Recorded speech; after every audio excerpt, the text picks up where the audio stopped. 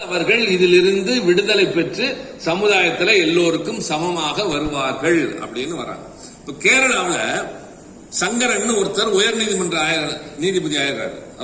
அவர் நாயர். இப்ப தம்பி சொன்னார் இல்லையா, காந்தியை சீனிவாச ஐயங்கார் வீட்டுல திண்ணையில உட்காத்தி வச்சாங்கன்னு ஒரு அழகான உதாரணம் சொன்னார்ல, அது மாதிரி சங்கரன் நாயர் உயர் நீதிமன்ற நீதிபதியாகி ஊருக்கு போறப்ப ஒரு வீட்டுல இருந்து வெளியில வந்த ஒரு நம்பூதிரி என்ன சொல்றாரு, அடே சங்கரா ஹைகோர்ட் நீதிபதி ஆயிட்டியாமே அப்படின்றப்ப, ஆமா சாமி ஆயிட்டேன்னு சொல்றாரு. ஹைகோர்ட் நீதிபதி ஆனதற்கு பின்னாலும் ஒருவர் பார்த்து அவரை டேங்கிறப்ப இவர் சாமின்னு சொல்ற காலம் அங்க இருந்தது. ஆனா இங்க அதை அப்படியே மாத்திட்டோம். இவங்க என்ன பண்றாங்க, அதுக்கு தான் அவர் சொன்னார் இல்லையா, ஒரு மாணவர் திராவிட மாணவர் விடுதின்னு ஒண்ணு வச்சாங்கன்னு. அங்க ஒரு விடுதி ஏற்படுத்தி அதுல போய் நம்முடைய குலத்தை பின்பற்ற தாழ்த்தப்பட்ட மக்களை சார்ந்தவர்கள் எல்லாம் போய் தங்கி படிச்சு மேல மேல மேல போகணும்ன்றதுக்கு ஆரம்பிச்சு வச்ச நம்முடைய பாட்டனார்கள் இந்த 3 பேரும். இந்த 3 பேரும் இல்லை என்றால் இந்த 3 பேரும் இல்லை. இந்த 3 பேரும் இல்லைன்னா நம்ம யாருமே இல்லை. இன்றைய உலகம் இல்லை, இன்றைய தமிழகம் இல்லை, நம் எழுச்சி இல்லை. அதனால்தான் இந்த பேரை தெரிஞ்சுக்கன்றதுக்காக நான் எழுதி போட்டேன். பேச்சுவாக்கில் நான் சொல்லிட்டு போயிடலாம், நான் பாட்டுக்கு சொல்லலாம், நீங்க பாட்டு கேட்டுட்டு இருக்கலாம். ஆனால் இந்த பெயர் பதிய வேண்டும், நீங்கள் மற்றவர்களுக்கும் சொல்ல வேண்டும். இவர்களுடைய சிந்தனையால் உருவான இயக்கத்தினுடைய தோற்றம், வளர்ச்சி, செயல்பாடுகள், வெற்றி, அதன் மூலமாகத்தான் இன்றைக்கு நாம் பெற்றிருக்கக்கூடிய அத்தனையும். இந்த சூழலில் இவர்கள் இப்படி அமைப்பு நடத்திட்டு வர அந்த காலகட்டத்தில் இந்தியாவை வெள்ளையர்கள் ஆண்டு கொண்டிருக்கின்றார்கள். அப்ப பாத்தீங்கன்னா, இப்ப நான் இன்னொன்னு சொல்லிடுறேன். இந்த டாக்டர் நாயரை பத்தி ஒன்று சொல்றேன். அவர் ஒரு நல்ல அற்புதமான பேச்சாளர், ரொம்ப சுவையா பேசுவார். அதனால சென்னையில் அவரோட கூட்டம் எங்கன்னா கூட அந்த காலத்திலே பெரும் அளவுக்கு பெரிய அளவுல ஏற்பாடுகளே பண்ண வேணாம், விளம்பரம் பண்ணா போறோம் வந்துருங்கிற மாதிரி ரொம்ப சிறப்பா பேசக்கூடியவர். அவர் என்ன சொல்லுவாருன்னு கேட்டீங்கன்னா, நான் முதல்ல சொன்னதுக்கு ஒரு அழகான விளக்கம். நான் டாக்டரா இருக்கேன். யார்? நாயர் சொல்லுவார், நான் டாக்டரா இருக்கேன், நான் லண்டனில் பெரிய டாக்டர், இந்தியாவிலே நான் பெரிய டாக்டர், ஆனா நான் பார்த்த ஒரு டெலிவரி கூட இவங்க சொன்ன மாதிரி ஆகலையேம்பாரு. எப்படி நெத்தியில, தோல்ல, தொடையில, காதுல ஒரு டெலிவரி கூட நான் பார்க்கல. அது என்ன எப்படிங்க சொல்றாங்க, நான் இவ்வளவு பெரிய டாக்டருக்கு தெரியல, இவங்க எங்க கண்டுபிடிச்சாங்கன்னு பேசுவார். எவ்வளவு ஒரு விளையாட்டா நகைச்சுவையா ஒரு பெரிய உண்மையை சொல்றாரு பாருங்க. நீண்ட காலமாக ஏற்படுத்தி வந்த ஒரு நம்பிக்கை அவர் தகர்த்தெறிகிறாரு. நான் பார்த்த ஒரு டெலிவரி கூட நான் இப்படி பார்க்கல, இவங்க எங்க இருந்து பார்த்தாங்கன்னு தெரியலங்கிறப்ப இது பொய் அப்படின்னு சொல்லுவார். சொல்லிட்டு அடுத்து எப்படி உங்களை விடுவிச்சோம் அப்படிங்கிறதுக்கு, நம்ம எல்லாம் விடுவிச்சாங்கன்றதுக்கு இன்னொரு உதாரணம். அயோத்திதாச பண்டிதர், ரெட்டமலை சீனிவாசன் அப்படின்லாம் நிறைய இதுக்கு முன்னாடி இருந்தவங்க சொல்லுவாங்க. அவங்க எல்லாம் நிறைய போராடி பார்த்து கொஞ்சம் அதுல தளர்ந்து போய் தங்களை சுருக்கிக்கிற கட்டம் போச்சு. அவ்வளவு அவமானங்கள், அவ்வளவு தோல்விகள் அவர்களுக்கு. ஒரு காலத்துல நிறைய விஷயங்களுக்கு போராடி நிறைய பேர், புத்தரை போல் ஒரு சிந்தனையாளன் இல்லை, தத்துவவாதி இல்லை, ஆனால் புத்தன் இந்த நாட்டில் தோற்று போனான். ராமலிங்க வள்ளலார் அருமையான தத்துவங்களை சொன்னவர். சமரசம் சன்மார்க்கம் என்று சொன்னார், எல்லோரும் ஒன்று என்று சொன்னார், மூட நம்பிக்கைகளை நம்பாதீர்கள் என்று சொன்னார், கடவுள் நிறைய இருக்கெல்லாம் நம்பாதீங்கன்னு சொன்னாரு. அவர் தோத்து போனார். ஆனால் அதே கருத்துக்களை புத்தர் சொன்னதை, தோற்றதை ராமலிங்கனார் சொல்லி தோற்ற இடத்தில் பெரியார் வெற்றி பெற்றார் என்றால் அவருக்கு அண்ணா மாதிரி ஒரு அருமையான தளபதி கிடைச்சார். அதனால் பெரியார் வெற்றி பெற்றார் என்பது ஒரு பெரிய வரலாறு. அது பின்னால வர்றது. நான் இதை இடையில் சொல்ல வேண்டியதற்கு அவசியம் ஏற்பட்டது. நான் சொன்ன இந்த 3 தலைவர்கள் எடுத்த முயற்சி வெற்றி பெற்றதற்கு காரணம் அவர்கள் உருவாக்கிய அமைப்பு. இப்ப இங்க ஷெட்யூல்டு காஸ்ட், இதுல எத்தனை பேர் இருக்கீங்க? சும்மா தயங்காம நல்ல முழு கையும் தூக்கும். ஏன் அப்படி இன்னும் இப்படி பாதிக்கு உன்னதான் நல்லா தூக்கும் கைனா, அப்படி தூக்கும். எஸ். நீங்க தமிழ் அதை எப்படி சொல்றீங்க? நீங்க எப்படி சொல்றீங்க? இப்ப ஷெட்யூல்டு காஸ்ட்ங்கிறோம்ல, தமிழ்ல எப்படி சொல்றீங்க? பட்டியலினம். நீங்க பின்னாடி இன்னொருத்தர் தாழ்த்தப்பட்டவர். அவர் இந்த பாதிக்கையை தூக்கினார். அவரு என்ன சொல்லுங்க? பட்டியல் இனத்தவர். பட்டியல் இனத்தவர் தாழ்த்தப்பட்டவர். வேற ஆதி திராவிடர். பஞ்சமர், தாழ்த்தப்பட்டவர். ஓகே, அருந்ததியருங்கிறது ஒரு பிரிவு தம்பி, அதுல இருக்க பிரிவுகள். ஒரு ஒரு பாடி தானே அது. தலித்,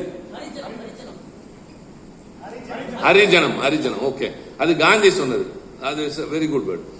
காந்தி என்ன சொன்னாரு, ஹரி என்ற கடவுளுக்கு பிறந்தவர்கள், ஹரி கருப்பான் அதனால இவங்களுக்கு கருப்பான், அதனால ஹரிஜனங்கள்னு அவர் ரொம்ப அழகா சொல்லி அவங்கள மறுபடியும் கருப்பான்னு சொல்லிட்டாரு. ஹரியினுடைய புத்திரர்கள் அப்படின்றதுக்கு யுவர் அ பிளாக் மேன் அப்படிங்கிறது அவர் ஜென்டலா. ஹரி ஒரு ஆள் தான் சாமியில கருப்பு கடவுள். நீங்க மீனாட்சி இருக்காங்கல்ல மதுரையில, அவங்க திராவிட கடவுள். அந்த அம்மா பாண்டிய நாட்டோட ஒரு ராஜாவோட மக. ஒரு போர்ல சிவபெருமானை பார்த்து அவர் மேல் ஈடுபாடு கொண்டு சேர்ந்தாங்கன்றப்ப நாங்க சொன்னோம், அவங்க யாரை பார்த்தா சிவபெருமானை பார்த்து கூட ஈடுபாடு இருக்கலாம், பட் திராவிட பெண் என்ற வகையில எங்களுக்கு மகிழ்ச்சிங்கிறது. அது மாதிரி அவர் நீங்க பிளாக் அப்படின்னாரு. தலித்துன்னு ஒரு வார்த்தை சொல்றாங்களே, ஏன் யாருமே சொல்ல சொன்னீங்களா? யார் சொன்னா? யார் சொன்னீங்க? சொல்லல. யாருக்கா சொன்னீங்கன்னா சொல்லுங்க, தப்பு இல்ல. யார் சொன்னா? யாரு? அவர் சொல்ல, நீ சொல்லிட்டு இருக்க. நீ சொல்ற, அவரை காணோம். யார் இங்க சொன்னது? யார் சொன்னீங்க? சரி, அதுக்கு அர்த்தம் என்ன? தாழ்த்தப்பட்டவர்கள் அப்படின்னா புரியுது. அது அப்ரஸ்ட் கிளாஸ், சப்ரஸ்ட் கிளாஸ், நசுக்கப்பட்ட, ஒடுக்கப்பட்ட, மிதிக்கப்பட்ட எல்லாம் சொல்லலாம். அப்ரஸ், சப்ரஸ், டிப்ரஸ் கிளாஸஸ் அப்படின்னு சொல்லலாம்.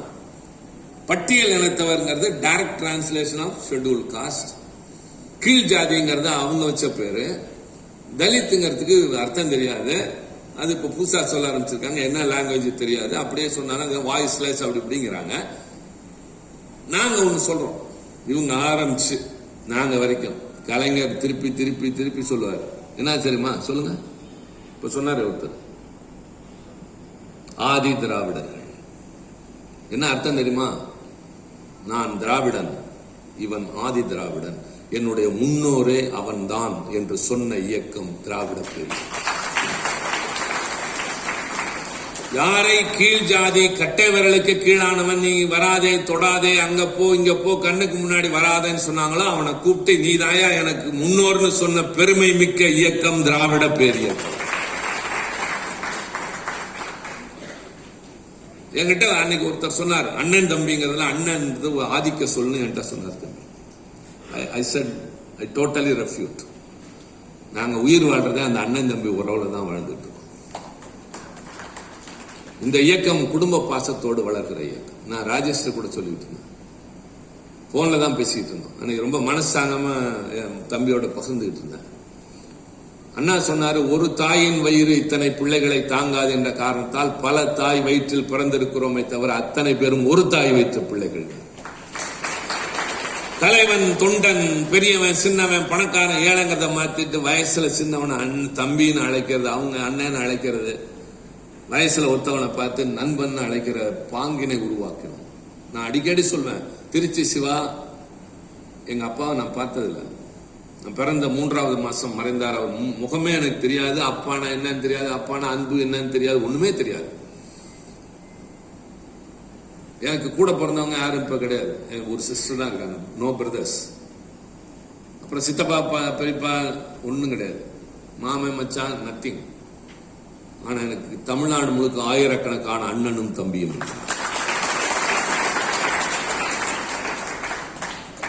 நாமக்கலுக்கு வந்தனா இங்க எங்க சொந்தக்காரங்க இருக்காங்க தேடுறதுல அவசியமே இல்லை. எனக்கு ராஜேஷ் இருக்கப்ப எனக்கு என்ன சொந்தக்காரங்க. எந்த ஊருக்கு போனாலும் என்னை அன்போடு நேசிக்கிற, நான் பாசம் காட்டுகிற ஆயிரக்கணக்கானவனை தமிழ்நாடு முழுக்க இந்த கருப்பு சிவப்பு கொடி கொடுத்திருக்க. இதுதான் ஏன் திமுகவில் இருக்கேன்னு கேட்டா இதை சொல்லுங்க. அண்ணனையும் தம்பியும் கூட பிறக்காதவன, சாதி மதத்தை கடந்து உனக்கு நான் இருக்கிறேன்னு சொல்ற லட்சக்கணக்கானவங்க சுத்தி இருப்பதை தந்திருக்கிற கட்சி என் கட்சின்னு சொல்லுங்க.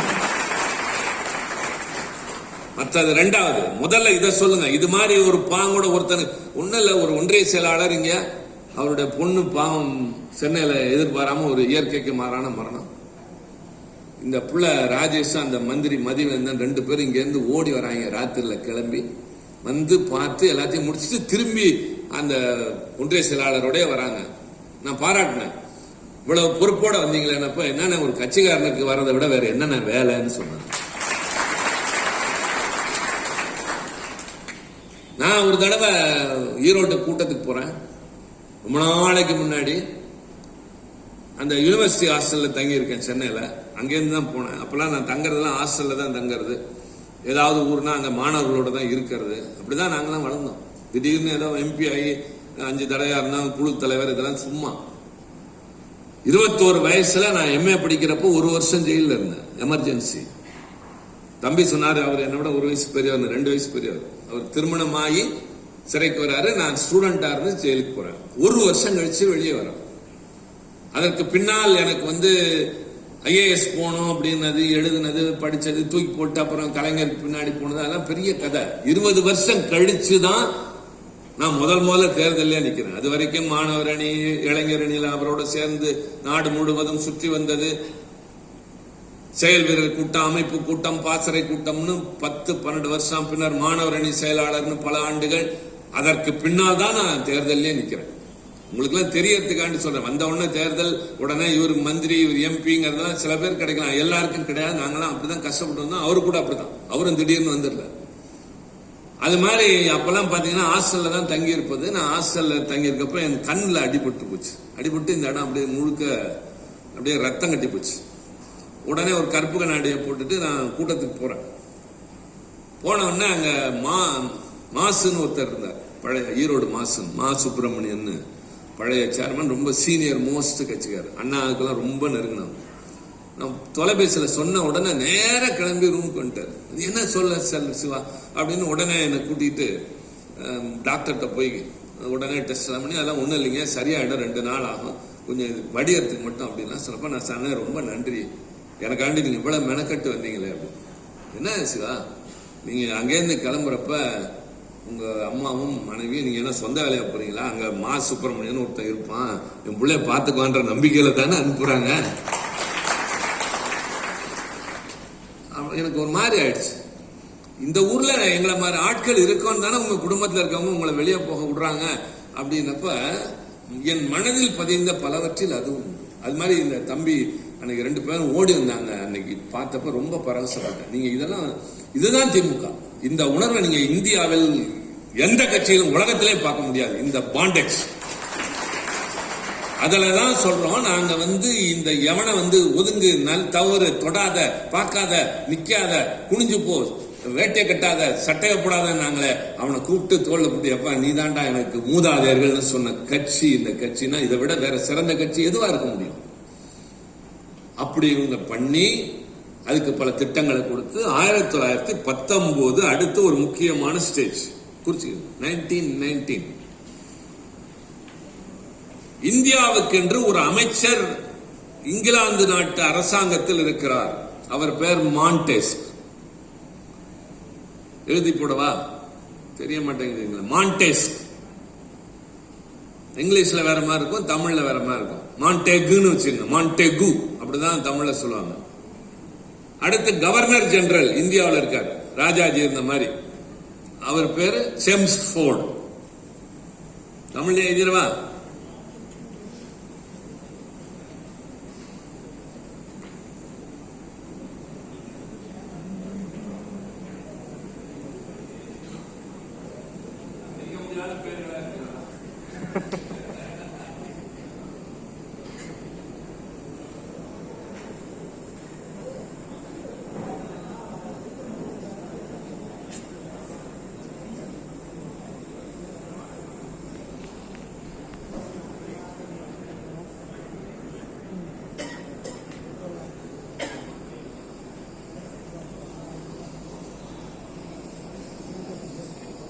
அதாவது மான்டேகு, இன்னும் 3 சொல்லி இன்னும் போட்டுக்கங்க.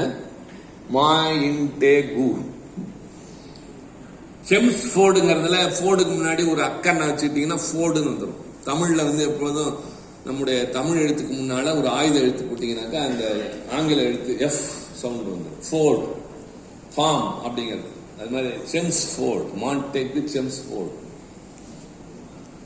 இந்த 2 பேரும் ஒரு சீர்திருத்த முறை கொண்டு வராங்க. என்னன்னா, இந்தியாவில் இந்த விடுதலை குரல் அதிகம் வந்ததுக்கு கூட ஏதாவது பண்ணணும்னு நினைக்கிறப்ப என்ன சொல்றாங்கன்னா, அங்கேயே தேர்தல் மாதிரி நடத்தி அவங்களே ஆட்சி செய்ய விடுவோம். பட் அல்டிமேட் கண்ட்ரோல் நம்ம கிட்ட இருக்கும். நம்ம தான் எல்லாம் பண்ண போறோம். இருந்தாலும் ஒரு வாய்ப்பு தருவோம். சில அதிகாரங்களை அவங்களே வச்சுக்கிட்டோம். அவங்களே வேணுங்கிறதான அடிப்படையான விஷயங்களை செஞ்சுக்கிட்டோம். முக்கியமானதை நம்ம கையில வச்சுக்குவோம் அப்படின்னு சொன்னாங்க. அந்த சீர்திருத்தத்தின் அடிப்படையில் 1920 முதலாக தேர்தல் நடைபெறுகிறது. அப்போ பாத்தீங்கன்னா இப்ப இருக்கிற நல்ல அழிங்க தம்பி, ஏதாவது தொட்டு அழிங்க.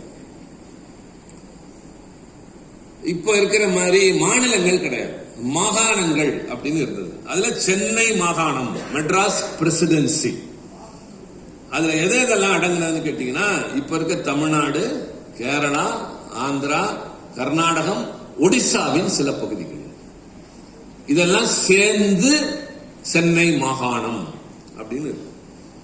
அந்த சென்னை மாகாணத்துல பெருவாரியான இடங்களை வெற்றி பெற்று நம்முடைய நீதி கட்சி ஆட்சிக்கு வருகிறது. 1920 இருந்து 37க்குள்ள நம்ம ஆட்சி நடத்தினப்ப செஞ்ச பல சீர்திருத்தங்கள் தான் இன்றைய வளர்ச்சிக்கான முக்கியமான காரணம்.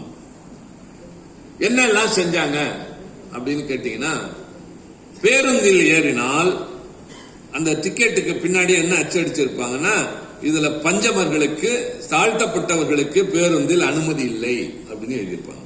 எப்படி? பேருந்து நவீன வளர்ச்சியினுடைய ஒரு சாதனம், வேகமான போக்குவரத்து சாதனம். அந்த காலத்தில் அதிலேயே நீ பயணம் செய்வதற்கு அனுமதி இல்லைன்னு டிக்கெட்டுக்கு பின்னாடி அச்சடிச்சிருந்தாங்க. அதை நீக்கினாங்க.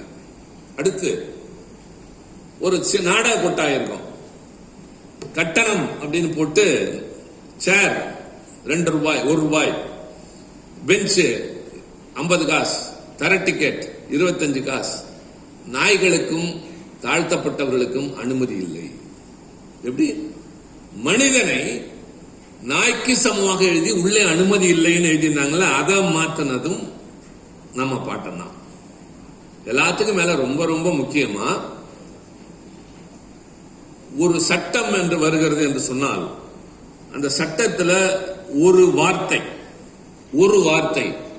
ஒரு உரிமையை பெற்றுத்தரும். சில நேரங்களில் ஒரு பெரும் பாதகத்தில் இருந்து நம்மை பாதுகாக்கும், இல்ல ஒரு பாதகத்தை கொண்டு வந்து சேர்த்துரும். இப்ப குடியுரிமை சட்டம்னு ஒன்று கொண்டு வந்தாங்க. யாரு? பாரதிய ஜனதா கட்சி. அந்த குடியுரிமை சட்டத்தில் என்ன சொல்றாங்கன்னா, பக்கத்து நாடான பாகிஸ்தான், ஆப்கானிஸ்தான், பங்களாதேஷ் போன்ற நாடுகளில் இருந்து அகதிகளாக, மத ரீதியாக துன்புறுத்தப்பட்டு வந்த அகதிகளுக்கு இந்தியா குடியுரிமை தரும். எந்தெந்த மதங்கள் அப்படின்னு சொல்றாங்கன்னா, கிறிஸ்துவர்கள், சீக்கியர்கள், பார்சிகள், புத்த, இந்த மாதிரி சொல்றப்போ ஒரு 5 மதங்களை சொல்றப்ப என்ன பண்றாங்க, முக்கியமா ஒன்னு விட்டுறாங்க. பார்க்கிறப்ப மேலோட்டமா என்ன தெரியும், வெளிநாட்டில் மத ரீதியாக துன்புறுத்தப்பட்டு வந்தவர்களுக்கு இந்தியா அடைக்கலம் தருதுன்னு சொல்ற மாதிரி. ஆனா அதுல முக்கியமா என்ன பண்றாங்க, முஸ்லிம்ங்கிறத விட்டுறாங்க. நான் அப்போ ஒரு திருத்தம் கொடுத்தேன். என்ன தெரியுமா, நீங்க கொடுத்த இந்த 5 மதங்களோட 6வது மதமா முஸ்லிம சேர்த்துக்கோ. இந்த 3 நாடுகளோட இன்னொரு நாடா ஸ்ரீலங்காவை சேர்த்துக்கோ அப்படின்னு நான் கொடுத்தேன். அது தோத்து போச்சு, அது வேற. எதுக்கு சொல்ல வரோம்னா, ஒரு சட்டம் என்று ஒன்று நிறைவேறுகிற போது, ஒரு சொல் சேர்க்கப்படுகிற போதோ, ஒரு சொல் நீக்கப்படுகிற போதோ, அதில் விளைவுகள் பலவாக இருக்கும். அதற்கு நிறைய உதாரணங்களை சொல்லலாம். இப்ப நான் திருப்பி நீங்க புதிய தோழர்கள், அதனால சொல்றேன். இப்ப நீட் தேர்வை எதிர்த்து நம்ம போராடுறோம் இல்லையா? நீட் தேர்வை எதிர்த்து போராடுறோம் அப்படின்னா, சட்டசபையில ஒரு தீர்மானத்தை நிறைவேற்றி மத்திய அரசுக்கு அனுப்புறோம். ஏன் மத்திய அரசுக்கு அனுப்பணும்? சட்டசபை நிறைவேற்றுகிற அதிகாரத்தை கவர்னர் கையெழுத்து போட்டார்னா அது ஆட்டோமேட்டிக்கா சட்டமாகணும். அப்புறம் ஏன் நீங்க அங்க அனுப்புறீங்க அப்படின்னா, நீங்க இன்னும் கொஞ்சம் தெரிய வேண்டியிருக்கும். அதனால சில முக்கியமானதை நாங்க இப்ப சொல்லித்தர வேண்டியது அவசியமாகுது. நம்முடைய அரசியல் சட்டத்தில் 3 பிரிவுகள் இருக்கின்றன. Union list, concurrent list, state list. தமிழ்ல சொல்லணும்னா, ஒன்றிய அரசின் அதிகாரங்கள், மாநில அரசின் அதிகாரங்கள், பொதுப்பட்டியல். எழுதையா என்ன பாக்குற, அவரை பார்க்க. ஒன்றிய அரசின் அதிகாரங்கள், பொதுப்பட்டியல், மாநில பட்டியல். இப்ப மாநில பட்டியல்ல இருக்க அதிகாரங்கள்ல எதை வேணாலும் நம்ம சட்டமா பெரும்பான்மை இருந்து சட்டப்பேரவையில நிறைவேற்றலாம். ஆளுநர் கையெழுத்து போட்டா ஆட்டோமேட்டிக்கா அது சட்டமாயிடும். ஒன்றிய அரசின் அதிகாரங்கள்ல யாருமே தலையிட முடியாது. அவங்க பார்லிமெண்ட்ல நாங்க தான் சட்டம் கொண்டு வர முடியும், நாங்க தான் மாற்றம் கொண்டு வர முடியும். பிரசிடென்ட் கையெழுத்து போட்டா முடிஞ்சிருச்சு. பொதுப்பட்டியல் அப்படிங்கறதுல 2 பேருக்கும் அதிகாரம் உண்டு. சிலவற்றில் மாநில அரசை மீறி நிறைவேற்றுகிற அதிகாரத்துக்கு அவங்களுக்கு உண்டு. இப்ப இந்த கல்விங்கிறது பொதுப்பட்டியல் இருக்கு. அதனாலதான் இப்ப அங்க போறோம், இல்லைன்னா இங்கேயே பண்ணிட்டு போயிடலாம். அதனால இப்ப நீங்க முன்னாடி நம்ம ஜல்லிக்கட்டை கொண்டு போனோம் இல்லையா, ஜல்லிக்கட்டை ஆக்கினதுக்கு காரணமே அதுவும் பொதுப்பட்டியல் இருக்கு, என்வாரன்மெண்ட்ல வரும். அதனாலதான் அங்க போச்சு. அது மாதிரி இப்ப நீட் என்பதை எழுதி நம்ம தீர்மானம் நிறைவேற்றி எங்களுக்கு வேணாயா அப்படின்னு சொல்லி அனுப்பி இவரு மாசக்கணக்கா ஆளுநர் நிறுத்தி வச்சு அங்க குடியரசுத் தலைவர்கிட்ட இப்ப நிலுவையில இருக்கு. அதுக்கு முன்னாடி ஒரு பின் கதையை சொல்றேன் நான். அப்ப தம்பி எம்பி ஆள இப்போ இந்த நீட் தேர்வை நடத்துகிற அதிகாரம் என்பது பொதுவாகவே மருத்துவ தேர்வை நடத்துகிற அதிகாரம் மெடிக்கல் கவுன்சில் ஆஃப் இந்தியா அவங்களுக்கு தான் உண்டு. இப்ப அந்த மெடிக்கல் கவுன்சில் ஆஃப் இந்தியா இல்ல, அதுக்கு மாற்றா இன்னொன்னு கொண்டு வந்துட்டாங்க, நேஷனல் மெடிக்கல் கமிஷன், தேசிய மருத்துவ ஆணையம், என்எம்சின்னு வச்சுக்கோங்க. எம்சிஐ கேள்விப்பட்டிருப்பீங்க, என்எம்சின்னு வச்சுக்கோங்க. கவுன்சிலுக்கு அதிகாரம் எப்பொழுதும் கம்மி, கமிஷன் ஆணையத்துக்கு நிறைய அதிகாரம். விமன்ஸ் கமிஷன், SC/ST கமிஷன் மாதிரி நேஷனல் மெடிக்கல் கமிஷன் அப்படின்னு வருது. அப்ப மெடிக்கல் கவுன்சில் ஆஃப் இந்தியாவுக்கு இருந்த எல்லா அதிகாரங்களும் இதுக்கு வருது. அப்ப இந்த நீட் தேர்வு நடத்துகிற அதிகாரமும் என்எம்சிக்கு வருது. இந்த பில்லு பார்லிமெண்ட்ல டிபேட்டுக்கு வருது. நல்லா கவனிங்க. பில்லுன்னா உங்களுக்கு தெரியும், மசோதா. மசோதானா என்ன? சட்ட முன்வடிவு. அந்த மசோதாங்கிறத நீங்க அடிக்கடி இதெல்லாம் கேள்விப்படுற வார்த்தை, உங்களுக்கு அதிகமா பொருள் தெரியாதுங்கிறதுனால சொல்றேன். எது சட்டமாக போகுதோ அதை அப்படியே பார்லிமெண்ட்லயோ அசம்பிளிலயோ வைப்பாங்க, அதுல விவாதிப்பாங்க. அதுல இருக்கிற நுட்பமான வார்த்தைகளை யாராவது சேர்க்கணும் எடுக்கணும்னா அதெல்லாம் சேர்த்துக்கிட்டு சரி பண்ணி நிறைவேறிச்சுன்னா அது அப்படியே ஆக்ட் ஆயிடும். ஆக்டுங்கிறது தான் சட்டம். அந்த மாதிரி இந்த பில்லுங்கிறது தான் மசோதா. மசோதாவுக்கு இன்னொரு பேர் என்ன நல்ல தமிழ்ல? இப்ப சொன்ன சட்ட முன்வரைவு. சரியா? இந்த என்எம்சி பில் வருது. வரப்போ லோக்சபால மெஜாரிட்டி ஜாஸ்தி, மக்களவை அவங்க நிறைவேற்றிட்டாங்க. மாநிலங்களவைக்கு 2 அவைகளில் நிறைவேற்றினாதான் எந்த மசோதாவும் நிறைவேறும். இப்ப தமிழ்நாட்டில் வெறும் சட்டசபை தான் இருக்கு. சில மாநிலங்கள்ல சட்ட மேலவையும் இருக்கு, இங்கேயும் இருந்தது. அப்படின்னா 2லயும் பாஸ் ஆனாதான் அது சட்டமா. அது மாதிரி அங்க 2 அவையிலையும் பாஸ் ஆகும். எங்க ஹவுஸுக்கு வர்றப்போ இப்ப நாங்கெல்லாம் இருக்கோம். இப்ப ராஜேஷ்லாம் எனக்கு மரியாதை கொடுக்கறது ஒரு பக்கம், நானும் கூட எனக்கு பயம் ஜாஸ்தி.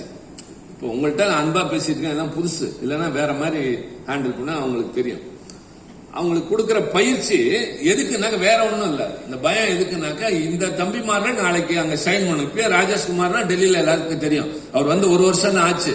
But is known to all the political parties இந்த ராஜ்யசபா.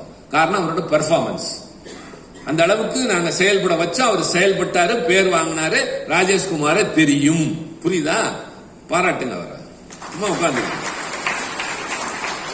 என்ன சொல்றேன்னா, அவர் கேள்விக்கு தயார் பண்ற மாதிரி நான்லாம் பில்ல வச்சுக்கிட்டு ராத்திரி போல பார்ப்பேன், முழுக்க பார்ப்போம். இதுல எங்கடா என்ன இருக்கு அப்படின்னு பாக்குறது. இந்த வேளாண் மசோதா பாத்தீங்கன்னா அதுவும் இப்படிதான். ராஜ்யசபால நாங்க பண்ணதுனாலதான் இந்தியா முழுக்க அது பெருசா எதிரொலிச்சு. அதுல என்னென்ன பண்ணணும்னு சொல்லி திருத்தம் எல்லாம் கொடுத்து பெரிய பாடுபடுத்திருக்கோம். என்னோட தனிநபர் மசோதாவை பத்தி சொன்னாரு, அதுவும் அது மாதிரி தான். அங்க இருக்க பெரிய பெரிய மூத்த வழக்கறிஞர்கள் எல்லாம் சொல்லுவாங்க, ஒரு நாள் வழக்குக்கு செல்வதற்கு 10 லட்சம் வாங்கக்கூடிய வழக்கறிஞர்கள் சொல்லுவாங்க, திருச்சி சிவா பில் மாதிரி இன்னொரு பில்லு கவர்மெண்ட் கூட கொண்டு வர முடியாது அப்படின்னு சொல்லுவாங்க. அது மாதிரி அவ்வளவு அழகா தயார் பண்ணும்.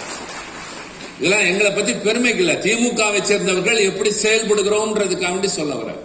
அப்ப இந்த என்எம்சி பில்ல ரொம்ப ஊன்றி படிக்கிறப்ப என்ன தெரியுதுன்னா, சட்டம் நிறைவேறுவதற்கு முன்னால் அதுல இருக்க பிரிவுகளை கிளாஸ்னு சொல்லுவாங்க.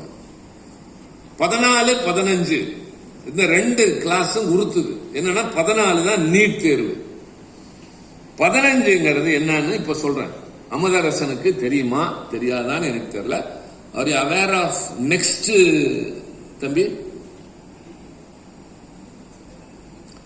என்னன்னா நிறைய அவர்கிட்ட அவருக்கு நிறைய விஷயங்கள் தெரியும்.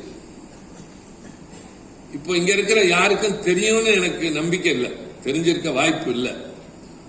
நெக்ஸ்ட் அடுத்த வருஷத்துல இந்த ஆபத்து வரப்போகுது. என்னன்னு கேட்டீங்கன்னா, இப்ப மருத்துவம் படிக்கணும்னாக்க +2 முடிச்சுட்டு இந்த நீட் தேர்வுல பாஸ் பண்ணா பத்தாது, அதுலயும் டாப் ரேங்க்ல வரணும். நீட் பாஸ் பண்ணா உடனே இடம் கிடைக்காது, அதுலயும் நீங்க வந்து டாப் லெவல் வரணும். அது ஆல் இண்டியா லெவல் போட்டிங்கிறப்ப தமிழ்நாட்டில் இருக்கிறவனும் மும்பை, டெல்லியில இருக்கிற, கல்கட்டாவில் இருக்கிற பெரிய பெரிய நிறுவனங்கள்ல படிச்சவங்களுக்கும் போட்டி வர்றதுதான் பிரச்சனையே.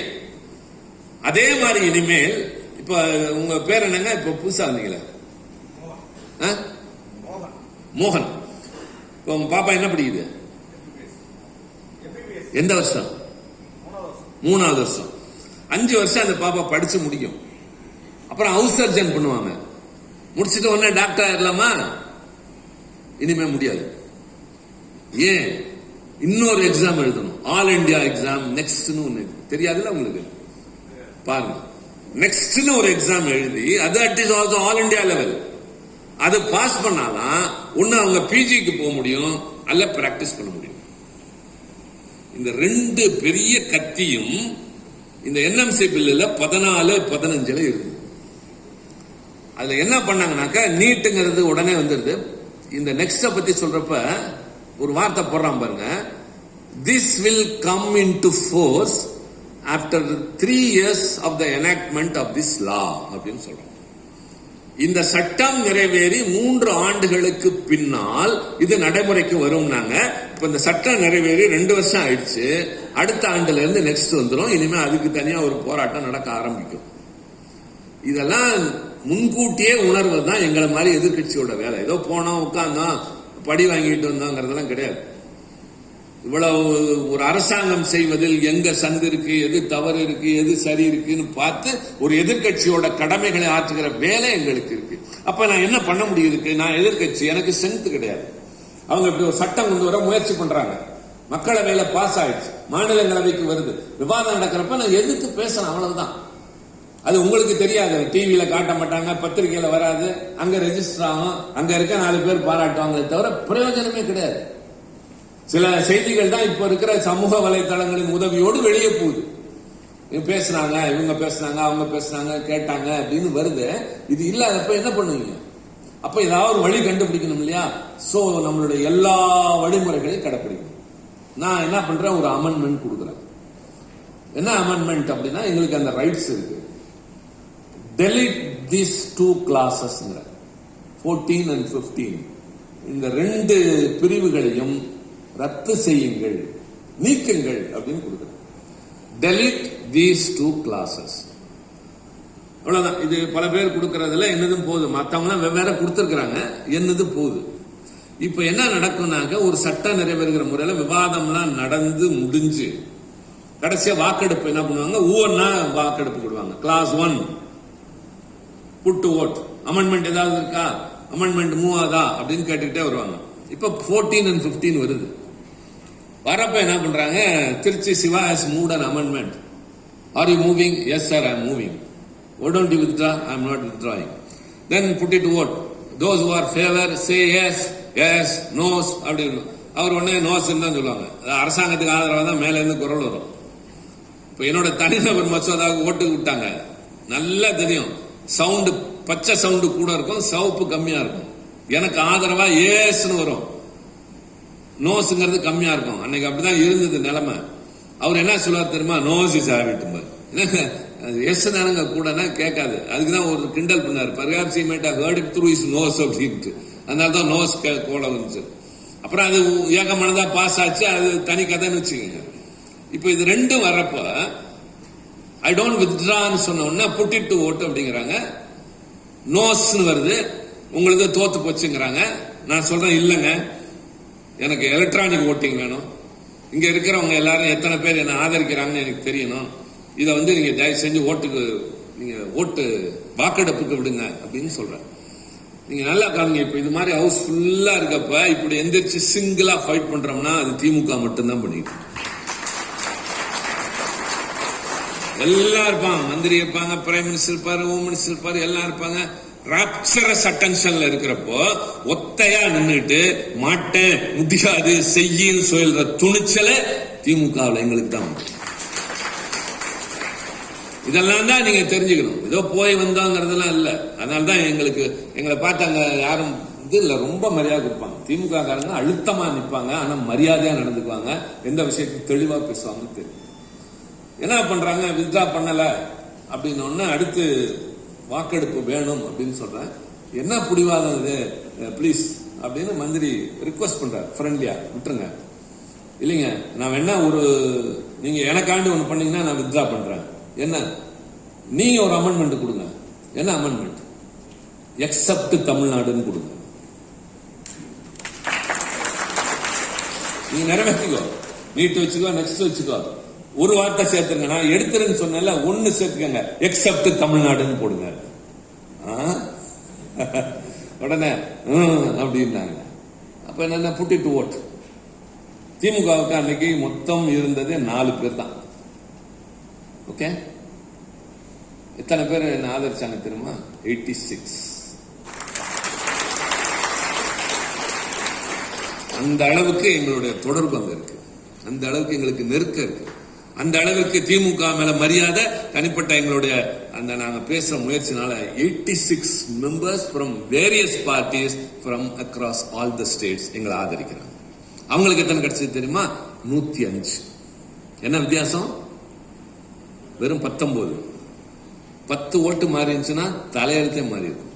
இதுல ஏடிஎம்கேக்கு 13 ஓட்டு. என்ன பண்ணாங்க தெரியுமா? வாக் அவுட் பண்ணிட்டாங்க. யாரு? நாங்கள் நீட்டுக்கு எதிரானவர்கள் இங்க பிரகடனம் பண்றாங்கல்ல, நல்ல நாக்கப்புடுங்கிற மாதிரி கேளுங்க. பேசாதீங்க, நீங்க இங்க படம் காட்டலாம், கோச்சிக்காதீங்க. இதுக்கு மேல நான் இப்படி எல்லாம் பேச, இதுவே தப்பு. நீங்க அவங்கள்ட்ட கேளுங்க. நாடாளுமன்றத்தில் இது சம்பந்தமா சட்டம் வந்தப்ப உங்களுடைய நிலைப்பாடு என்னன்னு கேளுங்க. யாருக்கும் பதில் சொல்லவே தெரியாது. தெரிஞ்சாலும் அவங்க தலை குனிந்துதான் நிக்கணும். வாக் அவுட் பண்ணாங்க. அந்த 13 சேர்ந்து இருந்தா எப்படி ஆயிருக்குன்னு பாருங்க. நான் இன்னும் ஒரு லாபி பண்ணி ஒரு 5 ஓட்டை தூக்கிப்போம். அங்கே இருந்து ஒன்றும் பெரிய விஷயமே இல்லை. அங்க எங்களுக்கு எல்லா பக்கமும் ஆள் இருக்காங்க. நிறைய தேர்தலில் நாங்க அங்க ஜெயிச்சே காமிச்சிருக்கோம். நிறைய பேர் புரியாது எப்படின்னு. அந்த அளவுக்கு